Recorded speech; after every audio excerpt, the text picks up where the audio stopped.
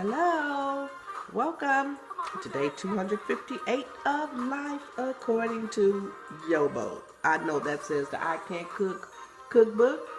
Guess what? Once upon a time, I couldn't cook. I got married in 1976. I knew how to cook tacos, hamburgers, enchiladas, chili dogs. That was it. But I didn't give up. I learned how to cook, and honey, if you want some good food, you work your way over to 5315 Fairgreen Lane because I can throw down. This is my cookbook, simple recipes to help you. Go to YoBoProductions.com and get your copy. Well, welcome back to day 258 of Life According to YoBo. Ooh, this is getting good. Pause the clock, sisters, real quick. Ooh, this is good and getting good. Day 257, the previous day's message. I talked about how my sister and I grew up in the same household. We both entered the adult world. She entered bitter. I entered somewhat better. Listen to day 257. When that message ended, I was bringing you up to what we discussed a few messages back, how one negative choice that my grandmother made, it seems as though in every generation there is some resentment between the child and the mother. Once my sister told me that she resented our mother, I ain't never knew nothing about that. Only for my daughter to listen to the message and say, well, you know, her daughter resents her. And I say, shut your mouth. Well, I had the little powwow with my niece, and in the previous day's message, I said, I'm going to tell you about that. But when I listened to yesterday's message, ooh, some other stuff began to come clear to me. Let me tell you what, I got my notes right here. Listen, your childhood experience is the foundation for every decision you're going to make as an adult. Your childhood experience. But check this out. As a child, you can't process everything you see. And sometimes as a child, you figure it out the best way you know how, but the way you got to figure it out may not be the way that it actually is. We don't understand the whys, the whats, the whens, the hows. We just come to our own conclusion.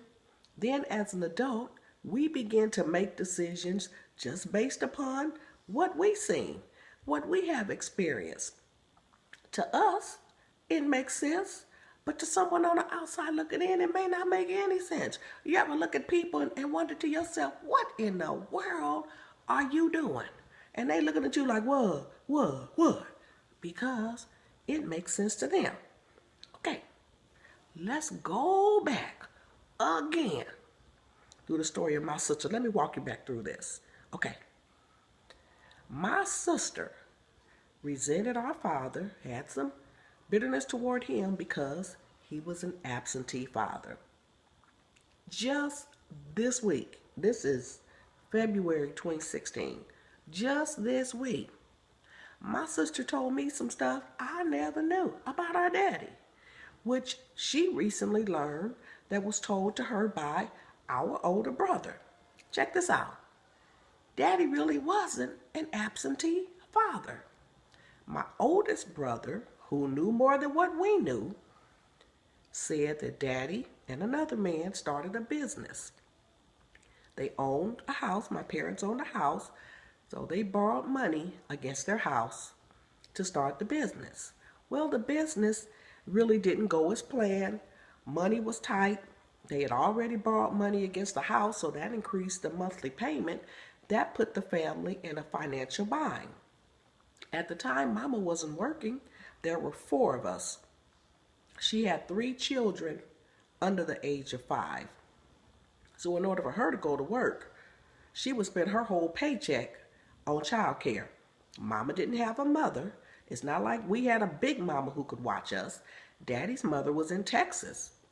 So Mama had to stay home with her own children.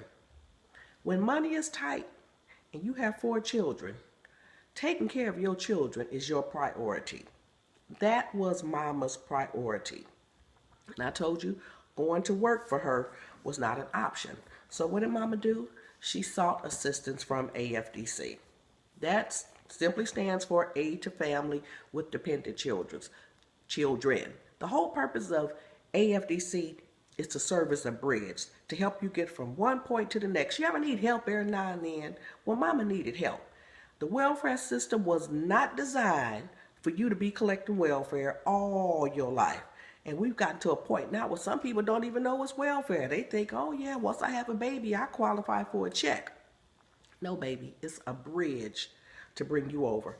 So mama got on that bridge to help her get over. However, at the time, back in those days, you could not receive financial assistance if a man was in the house.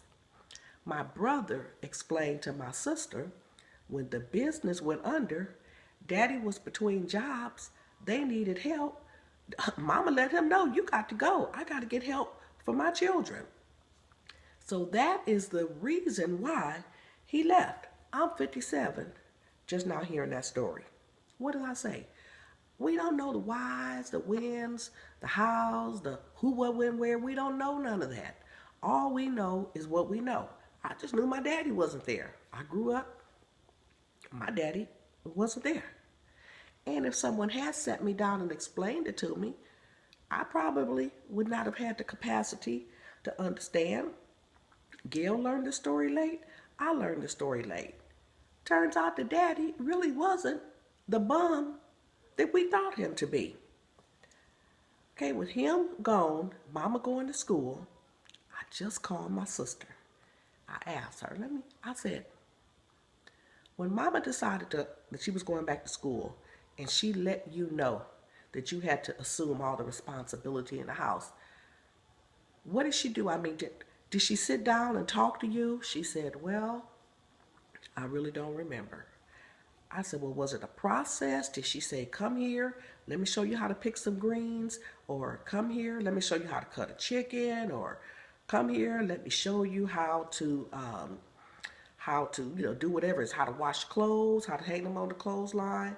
She said, it was more like, just go do it.